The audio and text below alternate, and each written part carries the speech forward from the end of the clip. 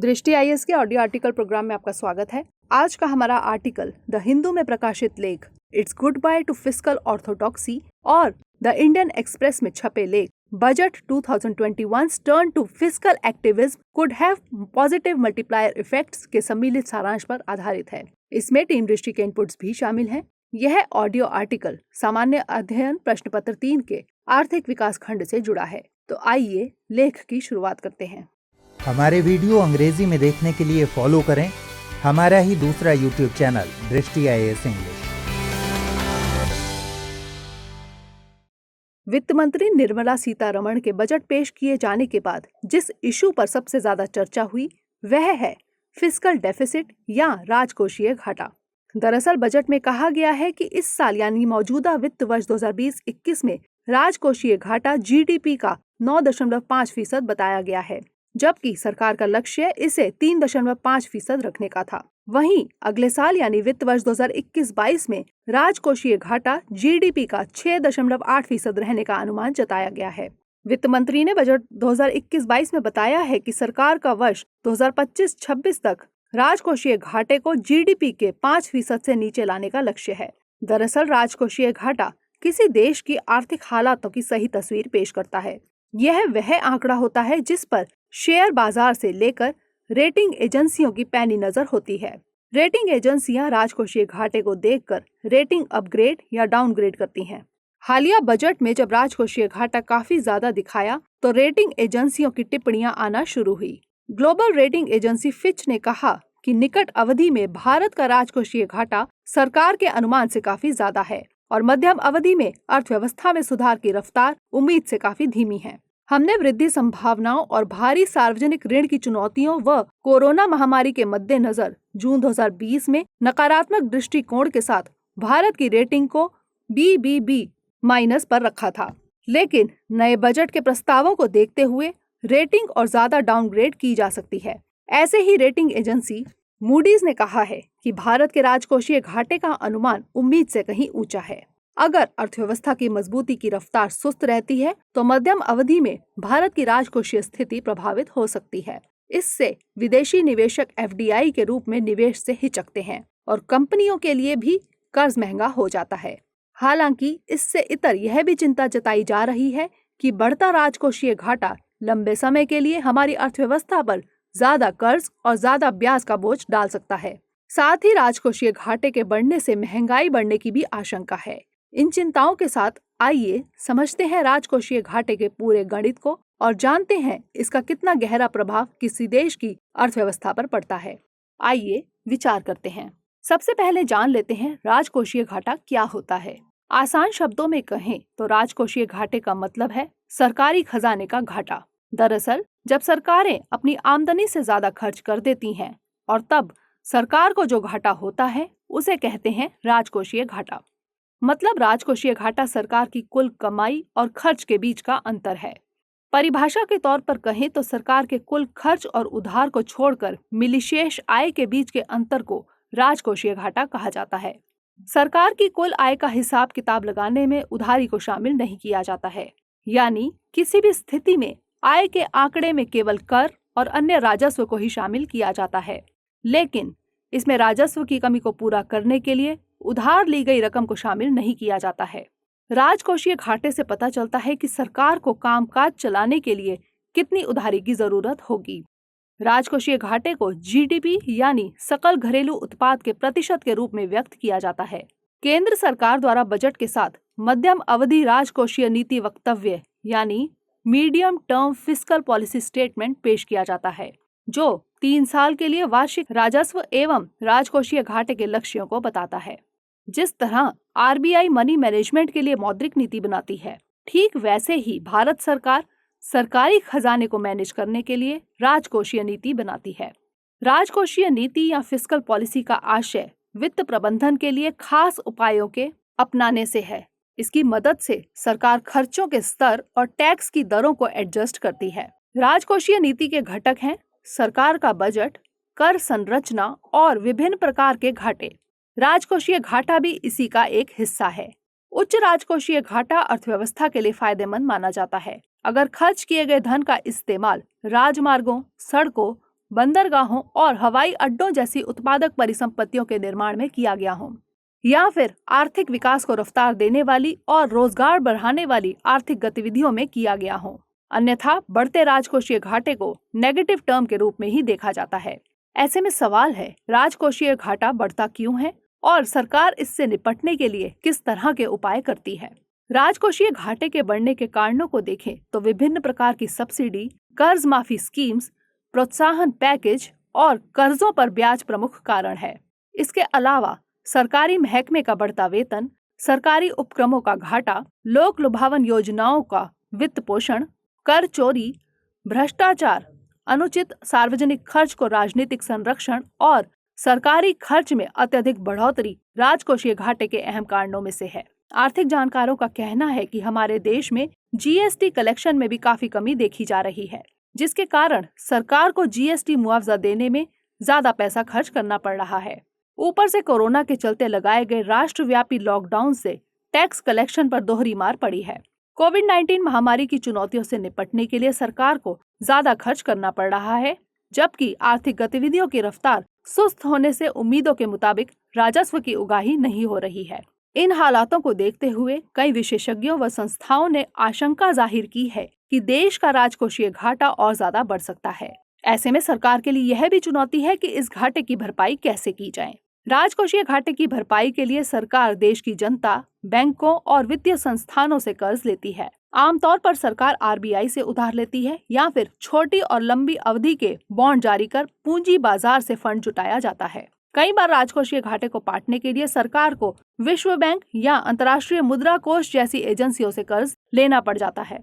राजकोषीय घाटे का वह हिस्सा जो सरकार नोट छापकर पूरा करती है, उसे मौद्रिक घाटा कहा जाता है। साथ ही सरकार सार्वजनिक संपत्तियों के विनिवेश और मौद्रीकरण के जरिए भी फंड इकट्ठा करती है।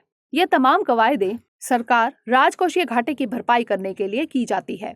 अगर बढ़ते हुए राजकोषीय घाटे को कंट्रोल ना किया जाए तो यह अर्थव्यवस्था पर दूरगामी असर डालता है। ऐसे में सवाल है कि राजकोषीय घाटा बढ़ने से अर्थव्यवस्था पर क्या प्रभाव होता है।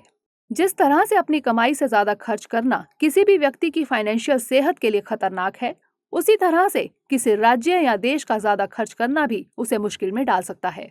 लेकिन जब कोई देश तय प्लान के मुताबिक खर्च करता है तो उसे राजकोषीय अनुशासन कहा जाता है। लेकिन जब सरकार ऐसा नहीं करती तो राजकोषीय घाटे के बढ़ने से अर्थव्यवस्था सीधे तौर पर प्रभावित होती है। दरअसल राजकोषीय घाटे को पूरा करने के लिए सरकार को सार्वजनिक ऋण लेने होते हैं, जिन पर सरकार को भारी ब्याज चुकाना पड़ता है। सरकार जब बैंकों से उधार लेती है तो निजी क्षेत्र के लिए ऋण की मात्रा कम होने से औद्योगिक विकास और फॉरेन इन्वेस्टमेंट प्रभावित होते हैं। सरकार के भारी मात्रा में कर्ज लेने के कारण ब्याज की दरें बढ़ने लगती हैं, जिससे निजी क्षेत्र के उद्योगों को निवेश के लिए ऊंची दरों पर ऋण लेना पड़ता है। ऐसे ही राजकोषीय घाटा बहुत ज्यादा बढ़ जाने से इंफ्रास्ट्रक्चर में निवेश करना काफी मुश्किल हो जाता है, क्योंकि सरकार लगातार बढ़ते राजकोषीय घाटे के बोझ को कम करने के लिए अपने खर्चों में कटौती करती है और इंफ्रास्ट्रक्चर में पर्याप्त निवेश नहीं कर पाती है। ऐसे ही राजकोषीय घाटा कम करने के लिए नए टैक्स लगाए जाते हैं, जिससे महंगाई बढ़ती है और आम लोगों को मुश्किलों का सामना करना पड़ता है। साथ ही जब सरकार राजकोषीय घाटे की भरपाई के लिए नोट छापती है तो नोट छाप कर घाटा पूरा करने के कारण भी महंगाई बढ़ती है, जिसका सीधा असर देश की अधिकांश लोगों पर होता है, खास तौर पर उन पर जो आजीविका के लिए असंगठित क्षेत्र में काम करते हैं। इसलिए लंबी अवधि में अर्थव्यवस्था को विकास के उच्च स्तर पर ले जाने के लिए राजकोषीय घाटे को कंट्रोल करना बेहद जरूरी है। एक हद से ज्यादा राजकोषीय घाटा बढ़ जाने के बाद सरकार के लिए भी इसे संभाल पाना बेहद मुश्किल हो जाता है। इसलिए ही भारत सरकार ने बढ़ते राजकोषीय घाटे को कम करने के लिए राजकोषीय अनुशासन बढ़ाने के मकसद से FRBM एक्ट लागू किया। आइए जानते हैं FRBM एक्ट क्या है। देश की राजकोषीय व्यवस्था में अनुशासन लाने के लिए और सरकारी खर्च व घाटे जैसे कारकों पर नजर रखने के लिए FRBM एक्ट यानी राजकोषीय उत्तरदायित्व एवं बजट प्रबंधन अधिनियम को वर्ष 2003 में लाया गया था।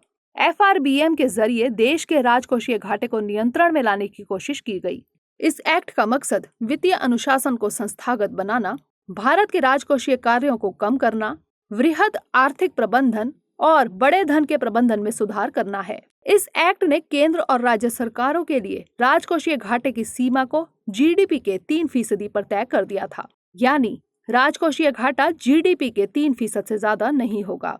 इसमें यह प्रावधान था कि 31 मार्च 2008 तक राजकोषीय घाटे को जीडीपी के कम से कम 3% तक लाया जाना चाहिए और इसमें न्यूनतम सालाना कमी जीडीपी की 0.3% करने का लक्ष्य रखा गया था। लेकिन इस एक्ट के लक्ष्यों में हर बजट में बदलाव किया जाता है। वर्तमान में केंद्र द्वारा राज्यों को इसी एक्ट के तहत अब ज्यादा उधार लेने की छूट दे दी गई है, यानी कि अब राज्य अपनी जीडीपी के 5% तक उधार ले सकते हैं, जो कि पहले 3% था।